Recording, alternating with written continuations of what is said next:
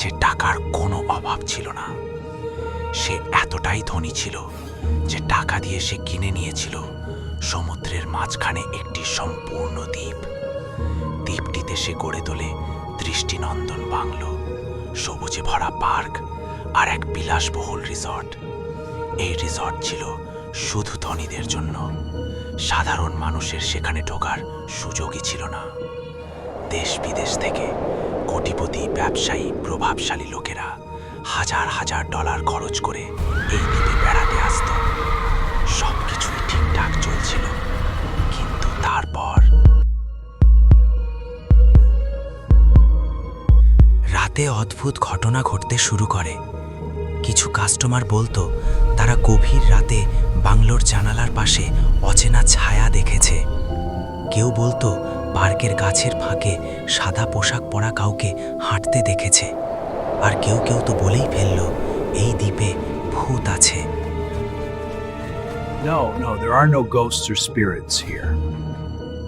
রিসর্টের মালিক প্রথমে এসব বিশ্বাস করেনি। সে বলতো এগুলো ধনীদের কল্পনা মাত্র।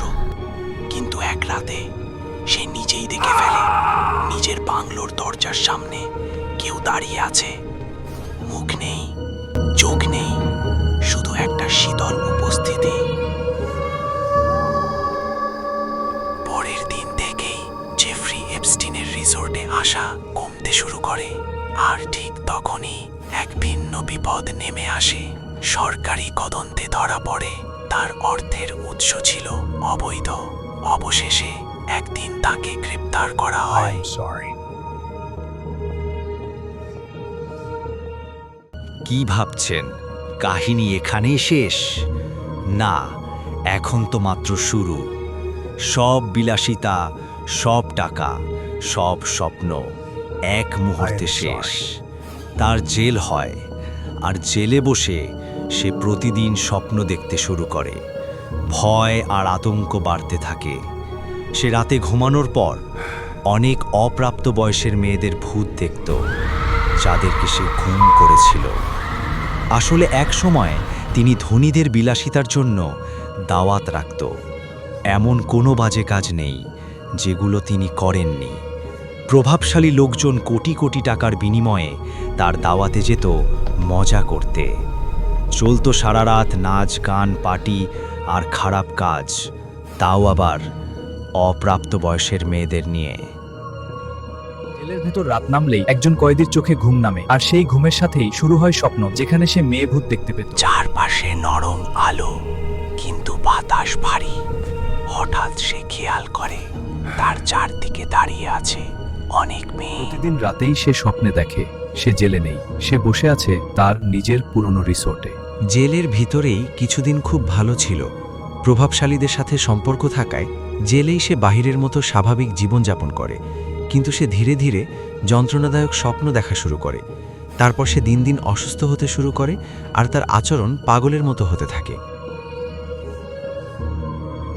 ওরা মানুষ না, ওদের চোখ ফাঁকা, মুখে অদ্ভুত হাসি, চুলগুলো বাতাসে উড়ছে কিন্তু বাতাস নেই। ওরা তার চারপাশে চুপচাপ ঘুরে বেড়াচ্ছে। কয়েক রাত পর স্বপ্নটা বদলে যেতে শুরু করে। এক রাতে সে দেখে সে দাঁড়িয়ে আছে, আর ঠিক পেছন থেকে একটা মেয়ে ভূত তার ঘাড়ে হাত রাখছে। হাতটা বরফের মতো ঠান্ডা। সে চিৎকার করতে চায়, কিন্তু গলা দিয়ে শব্দ বের হয় না। মেয়েটা ধীরে ধীরে তার ঘাড় মটকে দেওয়ার ভঙ্গি করে। ঠিক তখনই তার ঘুম ভেঙে যায়। ঘুম ভাঙলেও ঘাড়ের ঠান্ডা ভাবটা থেকে যায়। দিনের বেলা সে কথা বলা বন্ধ করে দেয়। রাতে ঘুমাতে ভয় পায়। জেলের দেয়ালেও সে মেয়েগুলোর ছায়া দেখতে পায়। ধীরে ধীরে তার বাস্তব আর স্বপ্ন এক হয়ে যায়। সে বোঝে এই স্বপ্ন আর থামবে না। কিছুদিন পর জেলের ভেতর এক সকালে সে আর জেগে ওঠে না। এমন কোনো পাপ কাজ নেই যা সে করে নাই।